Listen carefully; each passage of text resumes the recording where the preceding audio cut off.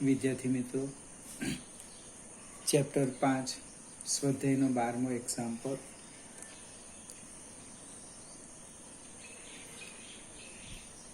એક્ઝામ્પલની રકમ કંઈક આવી છે.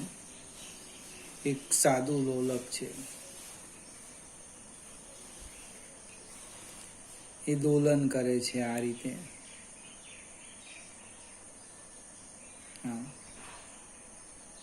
આ એના બે અંત્ય બિંદુઓ છે. સાદા લોલકની લંબાઈ આપી છે L 2 મીટર. એ લોલકનું દળ આપ્યું છે 0.1 કિલોગ્રામ.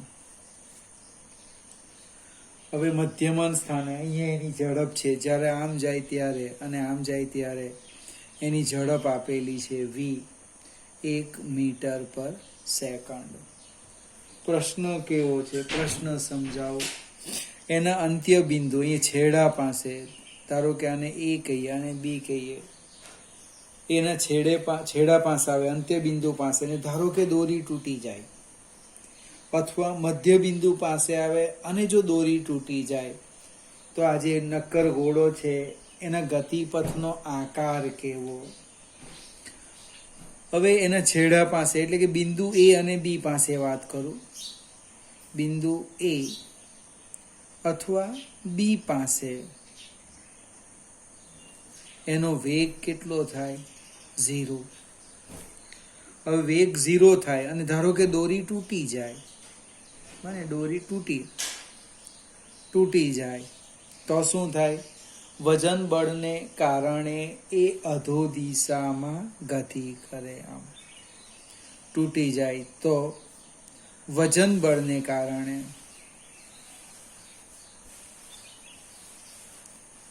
અધો દિશામાં ગતિ કરે. જો મધ્યમાન બિંદુ પાસે, બીજો પ્રશ્ન છે મધ્યમાન સ્થાને. મધ્યમાન સ્થાને દોરી તૂટી જાય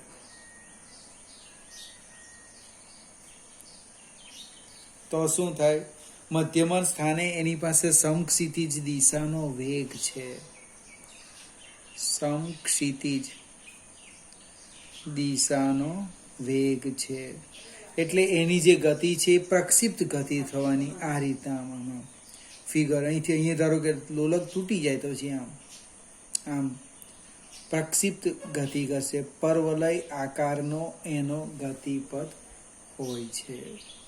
ફરીથી આવું નીટમાં ઓબ્જેક્ટિવ પૂછાઈ જાય, કોઈ ગણતરી નહીં મળે, કઈ લખાણ નહીં મળે, માત્ર સમજવાનું. 13મો એક્ઝામ્પલ તમને ગમે એવો છે. 70 કિલોગ્રામ દળનો એક વ્યક્તિ એક લિફ્ટમાં વજન કાંટા પર ઊભો છે.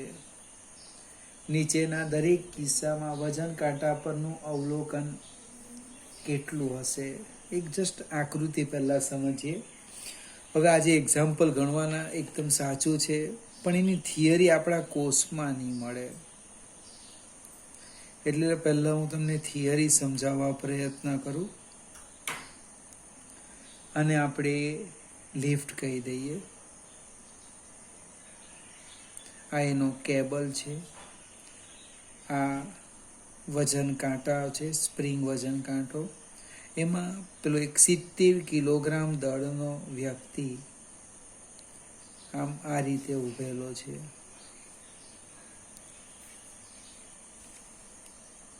હવે આપણે પ્રવેગની વાત કરી. પ્રવેગ, પ્રતિપ્રવેગ, ગુરુત્વ પ્રવેગ, કેન્દ્રગામી પ્રવેગ, આ બધી ચર્ચા કરીએ. એમાં એક પ્રવેગનો વધારે ઉમેરો કરીએ.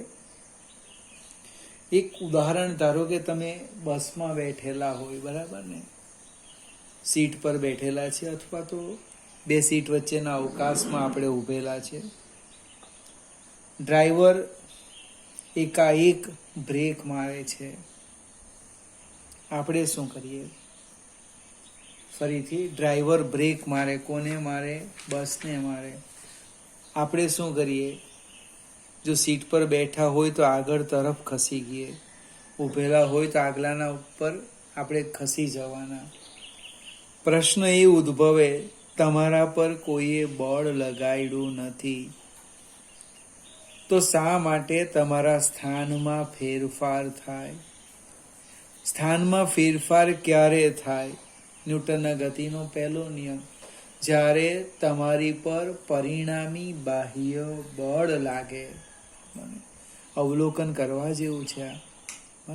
બસમાં બેઠા હોય અને ડ્રાઈવર એકાએક બ્રેક મારે, આપણે આગળ નમી જઈએ. ટુ વ્હીલરની વાત કરીએ, ટુ વ્હીલર હોય એમાં ડ્રાઈવર પાસે સ્ટિયરિંગ, આપણે હેન્ડલ બોલીએ, એ પકડવાનું હોય. પાછળ બેઠેલો વ્યક્તિના બંને હાથ છૂટા હોય. એ ટુ વ્હીલરને એકાએક પિકઅપ આપી દે, એકદમ વેગમાં વધારો કરી દે. શું થાય? પાછળ બેઠેલો જે વ્યક્તિ છે પાછળની દિશામાં નમી જાય, પડી પણ જાય. શા માટે? એની ઉપર કોઈ બળ લગાડતું નથી. એની સ્થિતિમાં ફેરફાર કેમ થયો? એ સમજવા માટે એક આપણે નવા પ્રવેગનો કન્સેપ્ટ લેવાના. એનું નામ છે આભાસી પ્રવેગ. આભાસી પ્રવેગ કેટલો આવે? તો કે આભાસી પ્રવેગ એ તંત્રના પ્રવેગ જેટલો જ, તંત્રના પ્રવેગ જેટલો, પણ દિશા કેવી? વિરુદ્ધ. જ્યારે બસને બ્રેક મારવામાં આવે ત્યારે એનો પ્રવેગ ગતિની વિરુદ્ધ દિશામાં હોય, એટલે તમને આભાસી પ્રવેગ મળે ગતિની દિશામાં, એટલે તમે આગળ જતા રહો. ટુ વ્હીલર પર પાછળ બેઠેલો જે વ્યક્તિ છે, જ્યારે એકાએક વેગમાં વધારો થાય એટલે પ્રવેગ આગળની દિશામાં હોય, તમને આભાસી પ્રવેગ પાછળની દિશામાં લાગે. ટૂંકમાં આ આભાસી પ્રવેગ ક્યાં લાગે? પ્રવેગી ગતિ કરતી નિર્દેશ ફ્રેમમાં લાગે. પ્રવેગી ગતિ, વેગ અચળ હોય તો પ્રશ્ન જ નહીં ઉદ્ભવે. અચળ વેગથી બસ ગતિ કરતી છે, આપણે સ્થિર છે, નથી આગળ જતા, નથી પાછળ જતા. એટલે પ્રવેગી ગતિ કરે તે તંત્ર હોય, પ્રવેગી ગતિ કરતું તંત્ર હોય. એટલે એક મુદ્દો યાદ રાખવાનો કયો? એને આભાસી પ્રવેગ આવવાનો. હવે લિફ્ટ છે, લિફ્ટ ઉપર તરફ 10 મીટર પર સેકન્ડની નિયમિત ઝડપથી ગતિ કરે છે. એ વાક્ય રચના લખેલું છે, નિયમિત ઝડપથી ગતિ કરે. પહેલો પ્રશ્ન છે એમાં શબ્દ આવો વાપર્યો, નિયમિત ઝડપ. નિયમિત ઝડપનો અર્થ એવો થાય કે પ્રવેગ શૂન્ય. પ્રવેગ શૂન્ય હોય તો એને આભાસી પ્રવેગ લાગતો નથી. એનો અર્થ, એનું વજન કેટલું થવાનું? W બરાબર વજન બને, W બરાબર mg. માત્ર એના ઉપર ગુરુત્વ પ્રવેગ લાગે. એનું દળ છે 70 ગુણ્યા પ્રવેગ હું 10 લેમ તો થશે જવાબ 700 ન્યૂટન. બીજો પ્રશ્ન છે કે લિફ્ટ અધો દિશામાં, આપણી લિફ્ટ છે, લિફ્ટ એ અધો દિશામાં ગતિ કરે. આ કેબલ છે, એનો પ્રવેગ આપેલો છે. કેટલા પ્રવેગથી? તો કે એ બરાબર 5 મીટર પર સેકન્ડ સ્ક્વેરના પ્રવેગથી અધો દિશામાં ગતિ કરે. હવે અધો દિશામાં ગતિ કરે એટલે ફિગર સમજાવજો, અહીં સમજવા પ્રયત્ન કરજો. એને ગુરુત્વ પ્રવેગ તો ફિક્સ દિશા, કઈ? સ્મોલ g, અધો દિશા. બીજો પ્રવેગ ઉદ્ભવે છે આભાસી પ્રવેગ, એ દિશા કઈ આવવાની? ઉધ્વ દિશા. ભાઈ ઉધ્વ દિશા કેવી રીતના આવી? તો કે તંત્ર પ્રવેગી ગતિ કરે એની વિરુદ્ધ દિશામાં લાગે. લિફ્ટ નીચે તરફ આવે છે, નીચે, એટલે આભાસી પ્રવેગ ઉપર આવવાનો. તો હવે એનું વજન જો. તો વજન કેવી રીતે લખવાના? તો કે દળ ગુણ્યા પ્રવેગ. વજન મીન્સ બળ. દળ કેટલું? તો કે m. પ્રવેગ કેટલો?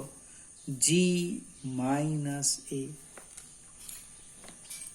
એટલે દળ છે 70, g લીધા 10 ઓછા 5.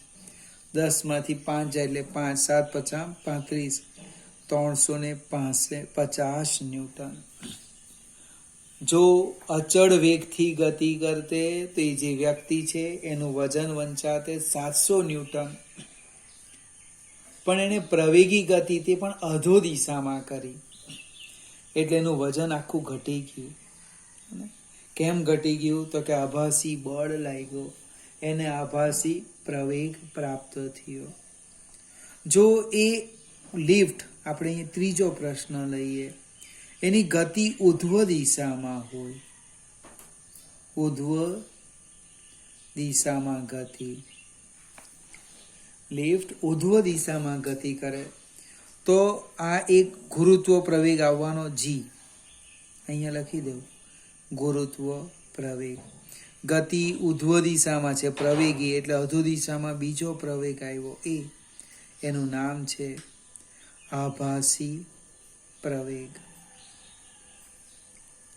તો હવે વજન કેટલું થવાનું?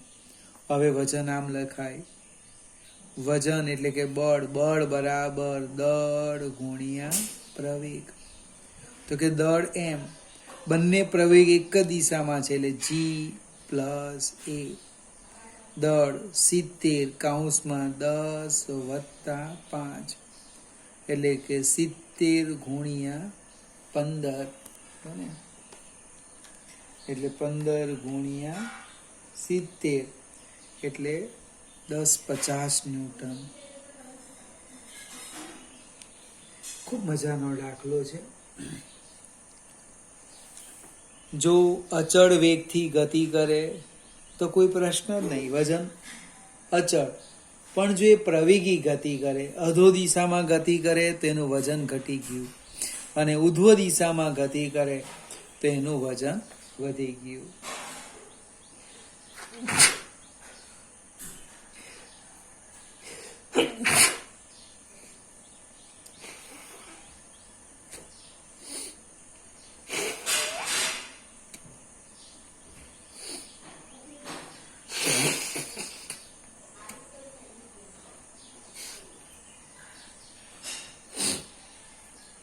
ધારો કે કેબલ તૂટી જાય, કેબલ જે છે ડી, આ લિફ્ટનો કેબલ એ ભાઈ તૂટી ગયો નો અર્થ સમજાવું. એ ગુરુત્વ પ્રવેગ અધો દિશામાં g અને આભાસી પ્રવેગ ઉધ્વ દિશામાં g.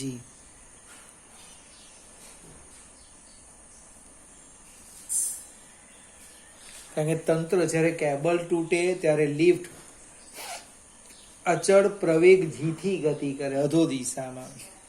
એટલે હવે જો બળ, વજન લખો, વજન દળ ગુણ્યા પ્રવેગ. દળ કેટલું? તો કે m, પ્રવેગ g માઇનસ g એટલે 0 ન્યૂટન. ફરીથી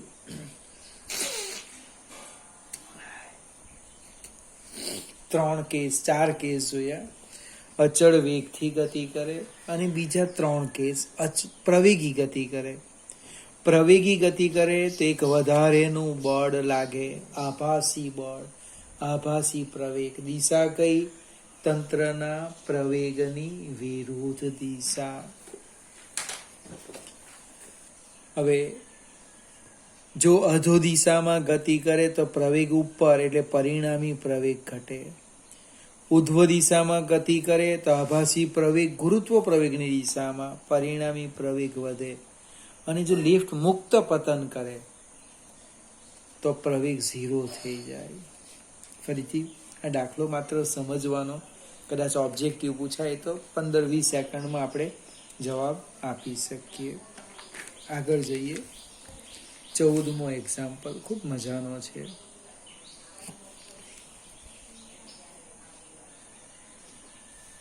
એક આલેખ છે, હું દોરી દેમ એટલે ખ્યાલ આવશે. સ્થાન વિરુદ્ધ સમયનો આલેખ છે.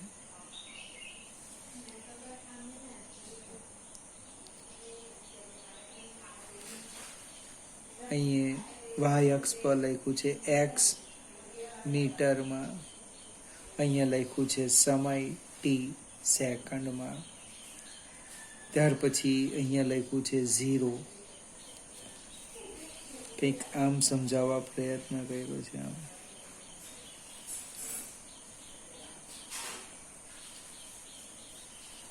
આ રીતે અહીંયા સમય આપ્યો છે 4 સેકન્ડ, અહીંયા લખ્યું છે 3 મીટર.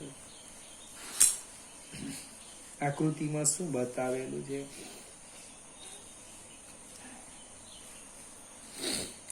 4 કિલોગ્રામ દળના એક કણનો સ્થાન વિરુદ્ધ સમયનો આલેખ દર્શાવ્યો છે. t<0 શૂન્ય સમય પહેલા 4 સેકન્ડ કરતા વધુ સમય માટે અને વચ્ચેના ગાળા માટે પદાર્થ પર લાગતું બળ શોધો. આપણે આ રીતે લખવા પ્રયત્ન કરીએ. સમયની વાત કરું, પહેલો જે કેસ છે એ આવો છે, t 0. બીજો કેસ છે t 0 અને ત્રીજો છે 0 કરતા મોટા અને 4 કરતા નાના. એમાં આપણે બળ શોધવાનું છે. તો બળ કેવી રીતે શોધાય તેની વાત કરીએ. તો t 0 માટે પદાર્થ સ્થિર છે. પદાર્થ સ્થિર. તમને કોણે કીધું? તો આલેખ જો સ્થિર છે.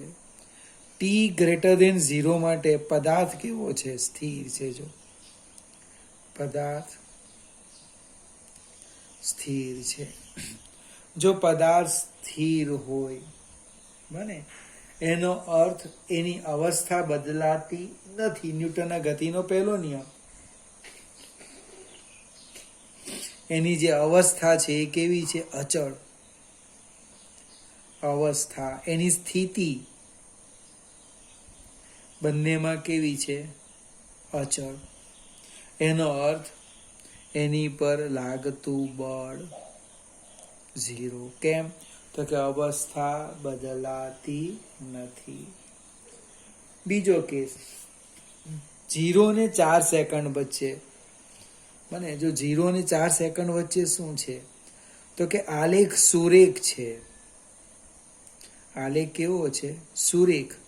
જો આલેખ સુરેખ મળે, સ્થાન વિરુદ્ધ સમયનો આલેખ સુરેખ હોય તો વેગ અચળ. જો વેગ અચળ હોય તો પ્રવેગ કેટલો? 0. તમારે એને પ્રશ્ન પૂછવાનો, ભાઈ કેમ 0 થઈ ગયો?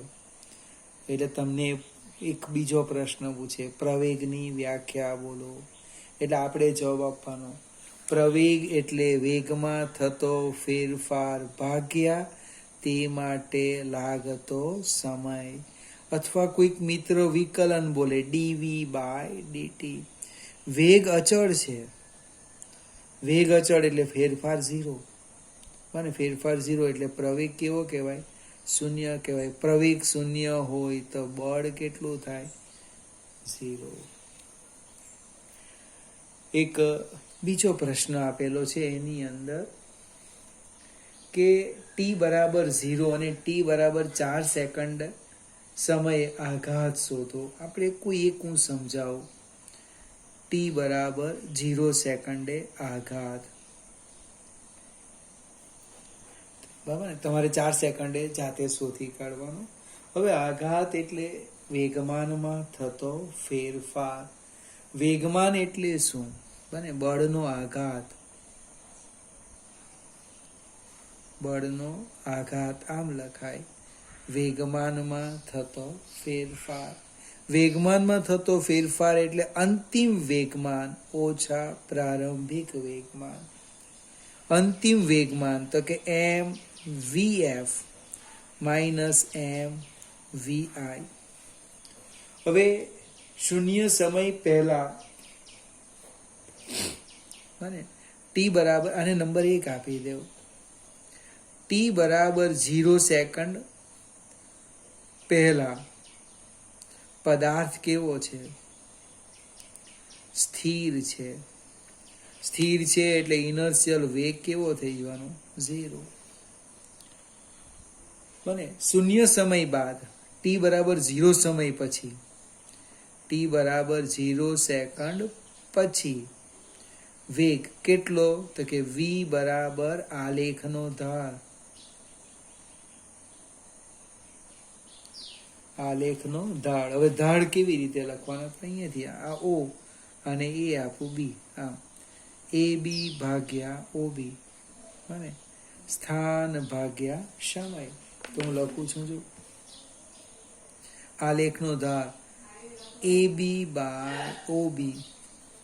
AB કેટલા છે? તો કે 4 છે.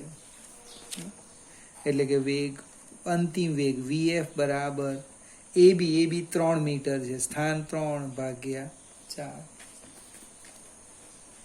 ચાલો, એટલે સમીકરણ 1 માં કિંમત મૂકવાના આપણે.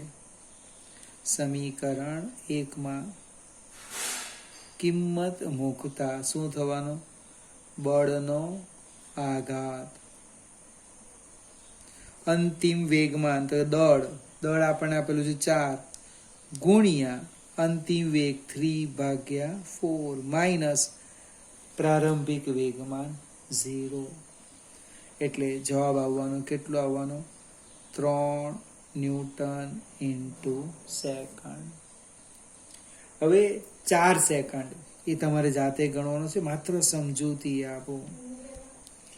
તો સેમ આ ચર્ચા લખવાની. બળનો આઘાત ડેલ્ટા P બરાબર PF minus PI, MVF minus MVI. હવે 4 સેકન્ડ પહેલા પદાર્થ કેવો છે? ગતિ કરતો છે, વેગ અચળ છે. કેટલો વેગ? તો હમણાં જે મેળવ્યો ને આલેખનો ઢાળ, એનો વેગ આવવાનો. 4 સેકન્ડ બાદ એ સ્થિર થઈ જવાનો, એટલે વેગ 0. બને કિંમત મૂકશો એટલે જવાબ આવી જશે.